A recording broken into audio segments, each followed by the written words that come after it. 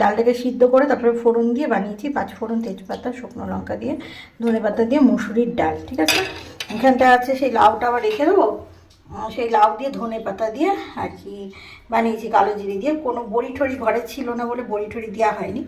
আর এইটা হচ্ছে কি বলতো, লাউয়ের খোসা।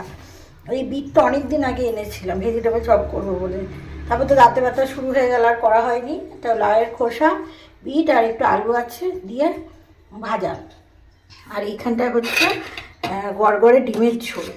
ঠিক আছে, এই যে ডিমের ঝোল।